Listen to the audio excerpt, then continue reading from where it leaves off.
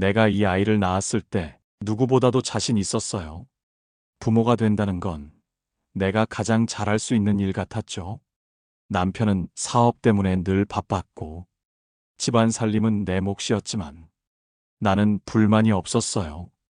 그저 아이의 웃음 하나면 하루가 가벼웠거든요. 기저귀 갈고 이유식 만들고 밤마다 열나는 아이 업고 병원 가는 일도 누구보다 잘 해낼 자신 있었어요. 아이 초등학교 입학하던 날 나는 속으로 다짐했어요.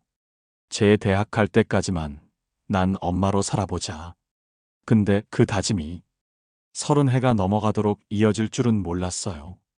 대학 가고 군대 다녀오고 취직하고 연애하고 결혼까지 그 사이 나는 점점 엄마가 아니라 보모가 되어가고 있었죠.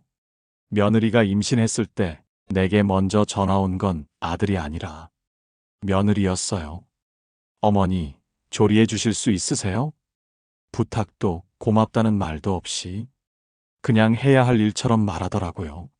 처음엔 이해했어요. 요즘 애들 표현 서툴다니까.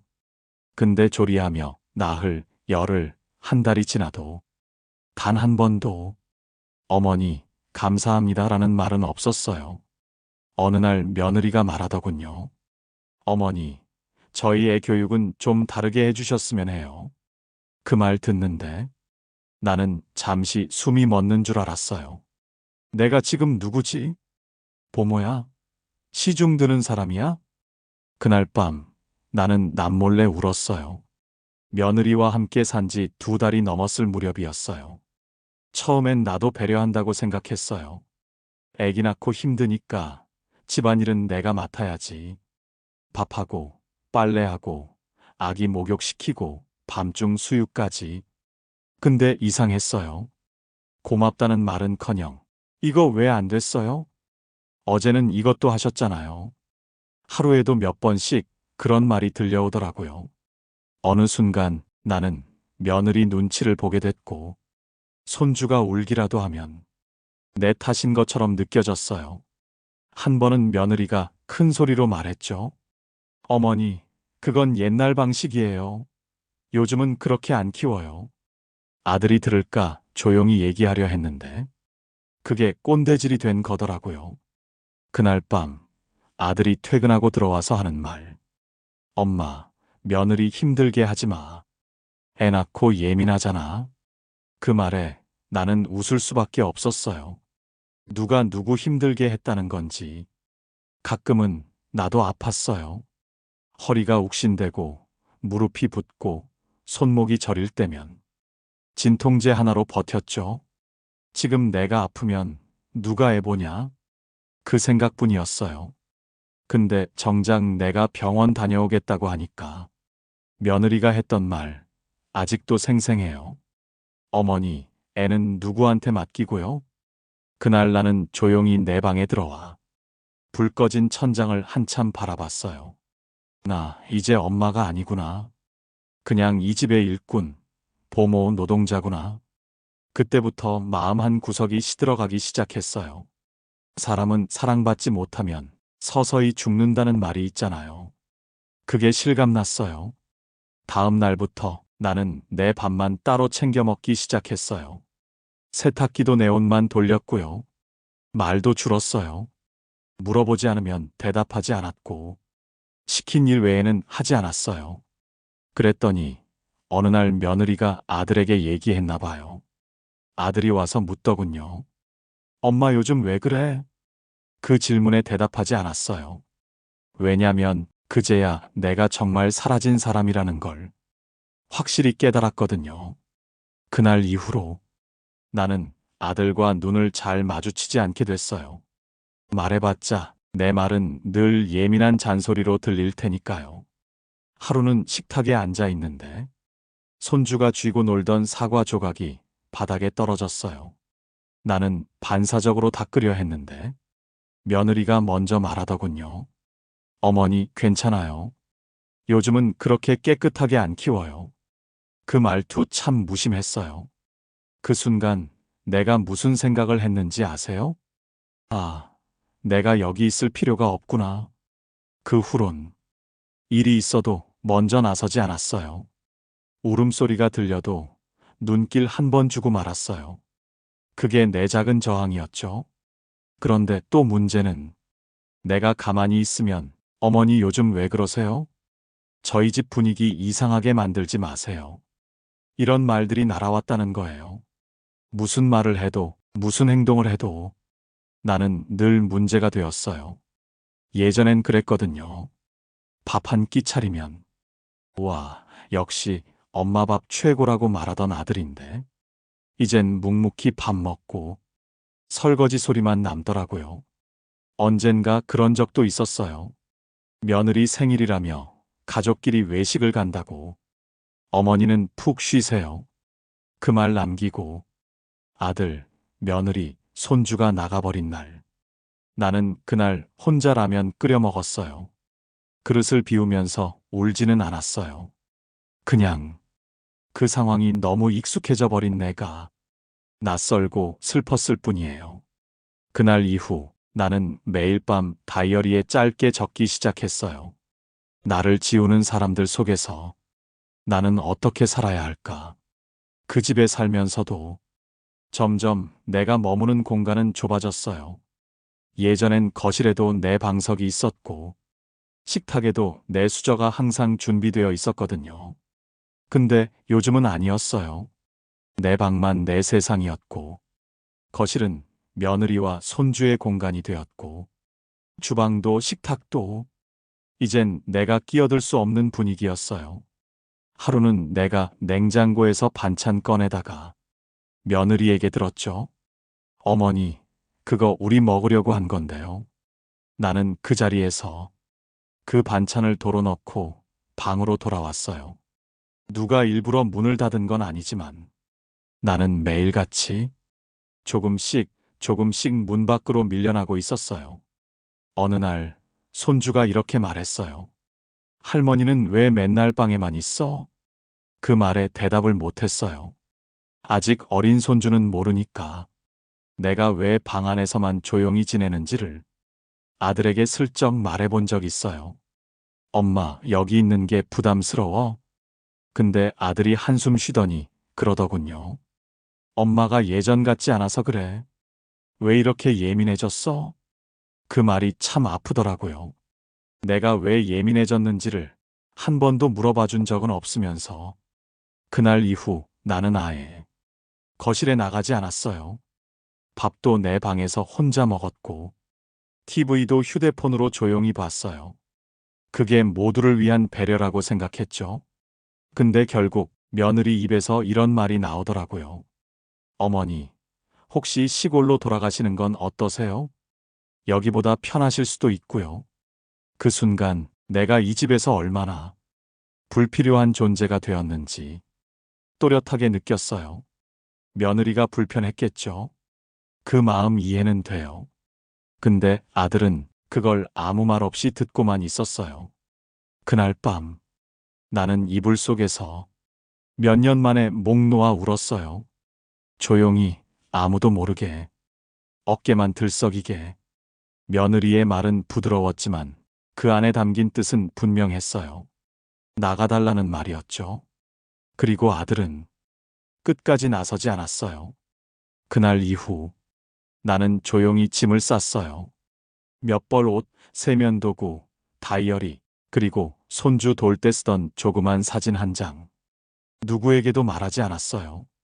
언젠가 돌아오라는 말이 들릴까봐. 하지만 아무도 붙잡지 않았어요. 시골에 도착한 날, 텅 빈 집이 낯설지 않았어요. 그냥 오래전 나를 기다리던 또 하나의 내가 있는 느낌이었죠. 문을 열자 먼지 냄새와 함께 어릴 적 아들이 뛰놀던 흔적들이 보였어요. 창틀에 남은 낙서, 문짝 모서리에 박힌 작은 발자국들. 나는 가방을 내려놓고 방바닥에 앉았어요. 그리고 처음으로 크게 숨을 쉬었어요. 그날 저녁 동네 마트에서 라면이랑 김치를 사와 조촐한 저녁을 차렸어요. 텔레비전도 없고 누가 내 밥상을 차려주지도 않지만 그 시간이 이상하게도 편안했어요. 눈치를 보지 않아도 되고 숨죽이지 않아도 되는 시간. 밤이 되자 시골의 고요가 참 깊게 스며들었어요. 바람 소리, 개 짖는 소리, 그리고 내 마음속에서 조용히 일어나는 생각들. 나는 엄마였지만 한 번도 내 인생을 살아본 적 없었구나. 그렇게 하루, 이틀, 사흘이 지나고 나는 하루 일과를 정했어요. 새벽에 일어나 마당 쓸고, 낮엔 텃밭을 돌보고, 밤엔 일기장을 꺼내 글을 썼어요. 나는 지금 내 인생을 배우는 중입니다. 그 문장을 쓰는 순간 처음으로 가슴이 따뜻해졌어요. 누군가의 엄마, 누군가의 보모가 아닌 그저 나 한 사람으로서의 삶이 시작된 거예요. 시골에서의 하루는 도시와는 다르게 천천히 흘러갔어요. 처음엔 낯설고 조용해서 외롭기만 했는데 어느 순간 그 고요 속에서 내 마음이 조금씩 정리되기 시작했어요. 햇살 좋은 날이면 마당에 나가 빨래를 널었고 바람이 부는 날엔 담벼락에 앉아 하늘을 오래 바라봤어요. 텃밭엔 상추 몇 포기, 고추 몇 그루 심었고 하루에 한 번은 흙을 만졌어요. 손끝에 닿는 흙의 감촉이 참 따뜻하더라고요. 동네에 계신 아주머니 한 분이 내가 혼자 사는 걸 알고 김치 한 통을 가져오셨어요. 어이구, 얼굴 좋아지셨어요. 이제 진짜 사람 같으셔. 그 말이 농담처럼 들렸지만 왠지 울컥했어요. 나 진짜 사람처럼 살고 있는 걸까? 이따금 아들에게 연락이 오긴 했어요. 엄마, 거기서 잘 지내? 형식적인 톤이었죠. 며느리는 단 한 번도 전화하지 않았고 손주의 얼굴도 더 이상 내 폰 화면에서 볼 수 없었어요. 처음엔 그게 참 서운했어요. 그 애가 아플 때 업고 뛰던 날들, 잠 못 자며 지켜본 새벽들, 그 모든 걸 다 잊었나 싶었죠. 하지만 며칠 지나고 나니 서운함도 잊혀졌어요. 사람 마음도 결국 익숙해지더라고요. 대신 나는 나를 챙기기 시작했어요. 좋아했던 책을 꺼내 읽고 매일 저녁마다 마을 어귀를 산책했어요. 그렇게 걸으며 나는 혼잣말을 했어요. 이제는 나를 위해 산다. 나만을 위해. 어느 날 작은 카페가 있는 걸 발견했어요. 할머니가 운영하시는 조그만 공간이었는데 그곳에서 처음으로 누군가에게 진심 어린 인사를 들었어요. 아이고, 어르신. 오셨네요. 커피는 따뜻한 걸로 드릴까요? 그날 그 한 잔의 커피에 내 마음이 눈물처럼 녹아내렸어요. 그 누구에게도 미안하지 않은 하루, 그 누구에게도 서운하지 않은 한순간. 나는 그제야 알았어요. 내가 떠나온 건 집이 아니라 상처뿐이던 감정의 무게였다는 걸. 시간이 지나면서 내 삶에 작은 변화들이 생기기 시작했어요. 예전 같았으면 누구 눈치 볼까 조심스러웠던 일들이 이젠 그냥 해도 괜찮아졌어요. 마을회관에서 열린 손뜨개 모임에 나갔고 처음 보는 분들과 웃으며 대화를 나눴어요. 혼자 사는 게 편할 때도 있어요. 그 말에 고개 끄덕이며 웃어준 사람들. 그 순간 나는 외롭지 않았어요. 시골집 담벼락 옆엔 들꽃이 피어 있었어요. 누가 일부러 심은 것도 아니고 그저 바람 따라온 씨앗이 뿌리 내린 거겠죠. 그 꽃을 보며 이런 생각이 들었어요. 나도 저 꽃처럼 아무도 환영하지 않아도 여기서 다시 피어날 수 있겠구나. 텃밭에서 상추를 따다 이웃집에 몇 장 나눠줬는데 그 아주머니가 말하셨어요. 다음엔 찌개 해드릴게요. 우리 밥 한 번 같이 먹어요. 그 말이 그렇게 따뜻하게 들릴 줄 몰랐어요. 누군가와 밥을 먹는다는 것, 그게 사람 사는 가장 기본이자 큰 위로라는 걸. 이 나이 되어서야 새삼 느끼게 되더라고요. 밤이 되면 여전히 생각은 나요. 아들 얼굴, 손주의 웃음소리, 그 모든 게 내 기억에 남아있으니까요. 하지만 이제는 그 기억에 매달려 울지 않아요. 그건 그 아이들의 몫이고 내 인생은 이제부터 다시 시작이니까요. 어느 날 문득 아들에게 문자를 보냈어요. 잘 지내렴. 엄마는 잘 있다. 답장은 없었지만 나는 후회하지 않았어요. 이제는 애원하지도 않고 기대하지도 않아요. 그저 하루하루 내 마음을 돌보며 살아가요.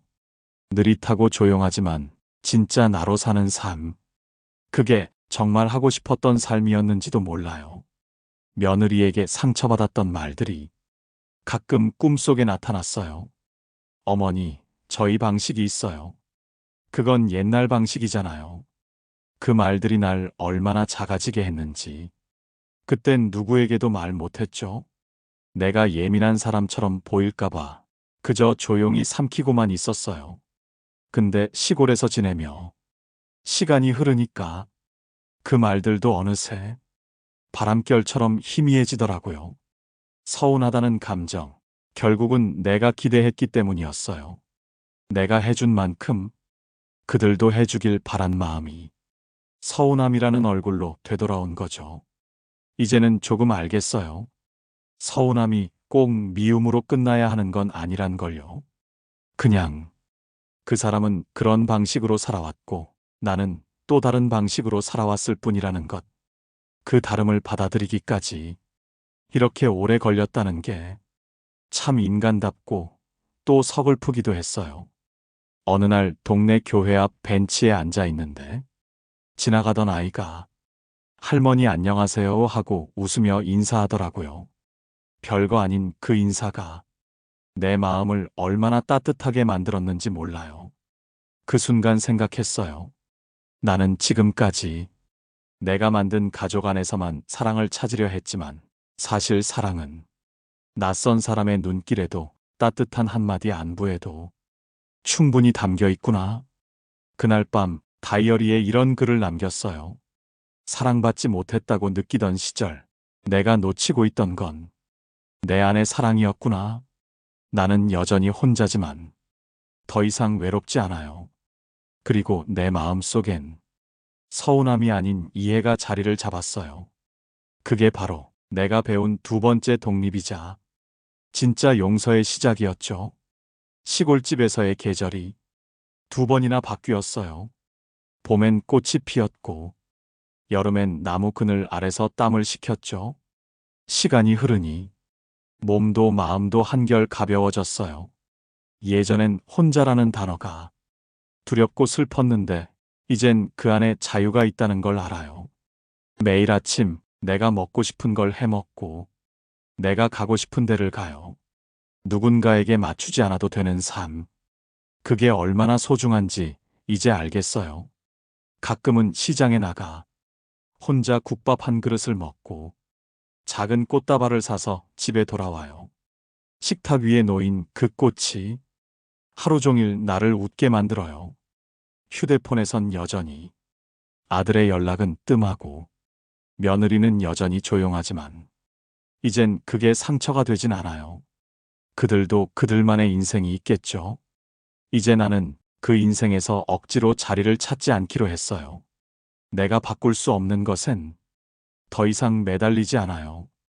대신 내가 바꿀 수 있는 것들, 내 기분, 내 하루, 내 선택을 하나하나 소중히 다뤄요.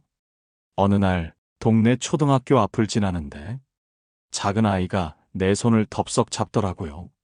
할머니, 나 길 좀 건너줘요. 그 손의 온기에 눈물이 핑 돌았어요.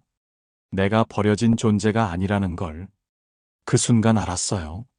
내 안에 여전히 누군가를 따뜻하게 해줄 수 있는 마음이 있다는 걸. 그리고 나는 그 따뜻함을 내 자신에게 먼저 주기로 했어요. 세상에 둘도 없는 보모로 살았던 그 시간들. 그것도 내 인생의 일부지만 이제부터는 나 자신으로 살아가는 시간을 더 길게, 더 깊게 채워가려 해요. 시골로 내려온 지 세 번째 가을. 마당의 감나무에 주황빛이 물들기 시작했어요. 그걸 보며 문득 이런 생각이 들었어요. 나는 이제야 진짜 내 인생을 살고 있구나. 예전에는 누군가를 위해 사는 게 전부였어요. 아이를 위해, 가족을 위해, 엄마니까, 시어머니니까, 그 이름으로만 버티며 살았죠. 하지만 이제는 내 이름으로, 내 호흡으로 하루를 시작하고 끝내요. 며느리에게 받은 상처, 아들에게 느낀 실망. 이제는 그 감정들을 있는 그대로 껴안기로 했어요. 그날 그들이 나를 외면했을지라도 그건 그들의 선택이고 나는 나대로의 선택을 한 거예요. 사람은 결국 누구에게 사랑받느냐보다 스스로를 얼마나 사랑하느냐에 따라 삶의 무게가 달라지더라고요. 내가 이렇게 변할 수 있었던 건 멀어진 인연 덕분일지도 몰라요. 그래서 지금은 그들에게도 조용히 고맙단 말을 건넬 수 있어요. 가끔 손주가 보고 싶긴 해요. 보고 싶다 말할 사람도 없지만 그 빈자리에 슬퍼하기보단 그리움으로 꽃을 심어요. 그리고 그 꽃이 피는 걸 보며 나는 이렇게 말해요. 잘 살고 있어. 엄마는 지금 아주 잘 지내고 있어. 내가 살아온 시간 절대 헛된 게 아니었어요. 보모였던 시간도 지워진 이름도 모두 나를 단단하게 만든 조각들이었죠. 앞으로의 삶은 더 이상 누군가에게 보여주기 위한 것이 아니라 나를 위한 오직 나만의 무늬로 채워질 거예요. 지금 이 순간 고요한 시골집 마당에 앉아 나는 처음으로 마음 깊이 다짐합니다. 이제부터 남은 인생은 어느 누구의 엄마도 아닌 나 자신으로 살아가겠다. 당신도 혹시 누군가의 엄마, 보모, 조력자로만 살아오셨나요? 이제는 당신 이름으로 살아도 괜찮습니다. 늦지 않았어요. 우리 모두 자신의 삶을 다시 시작할 자격이 있어요. 감사합니다. 이 이야기를 끝까지 들어주신 당신의 마음에도 작은 위로가 스며들었길 바랍니다.